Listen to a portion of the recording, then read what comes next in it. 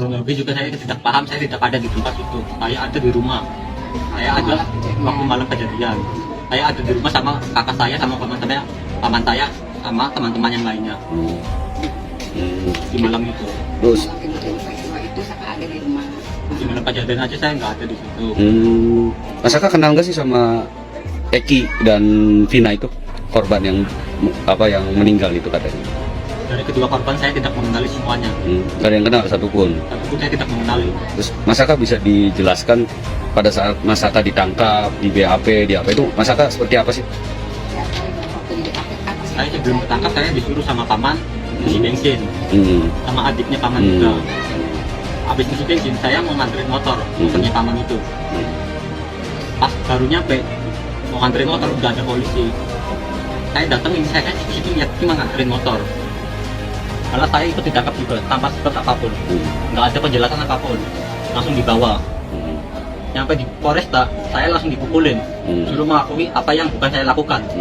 Saya dipukulin, dijejekin, disiksa segala macam sampai setrum. Terus akhirnya Mas Aka ngaku. Siapa yang ngetrum, yang mukulin siapa? Yang mukulin, yang ngetrum itu anggota polisi semua. Kita nggak tahu namanya. Namanya saya nggak tahu. Terus akhirnya ngaku Mas Aka. Akhirnya aku juga. Kenapa ngaku? Akhirnya aku juga itu karena terpaksa. Nah terpaksa udah nggak kuat gitu. Udah nggak kuat lagi. Terus Mas Aka sekarang kan dengar ada 3 orang yang DPO. Kenal nggak sih Mas Aka? Dari ketiga tersebut saya tidak mengenali semuanya. Terus dijelaskan lagi katanya Mas Aka dan 7 orang itu anggota geng motor. Apa benar itu? Enggak, semua itu tidak benar. Enggak. Punya motor aja enggak. Saya juga enggak punya motor sama sekali. Pada saat ditangkap Mas Aka masih sekolah?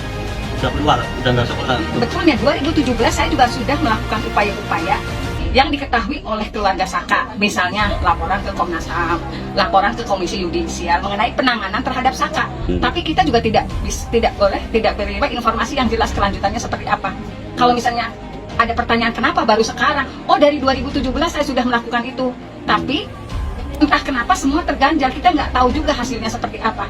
Teman-teman media pasti tahu lah, 2017 saya sudah ngomong kalau ini seperti dipaksakan, kemudian ini salah tangkap, asal tangkap, barang bukti yang dihadirkan di persidangan juga, walaupun di situ tuntutannya ditusuk pakai samurai di bagian dada kiri, di bagian perut, ternyata barang bukti baju yang dikenakan korban ketika dijembreng itu masih utuh.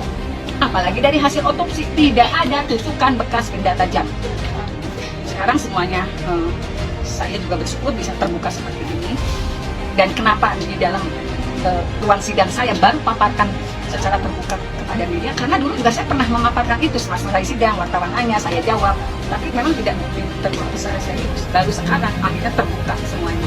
Apa yang saya lakukan, langkah-langkah apa yang saya lakukan diketahui semua oleh keluarganya. Keluarga Saka kita berjuang sangat luar biasa, karena kita kemana-mana juga dengan kakaknya Saka, dan itu tidak ada hasilnya. Mas, Aku pengen saya sih, nama saya diperbaiki lagi seperti dulu lagi. Sekarang aja nyari kerjaan aja susah. Seharusnya bisa nyampe sekolah enak, kerja enak, malah jadi kayak gini nggak karuan.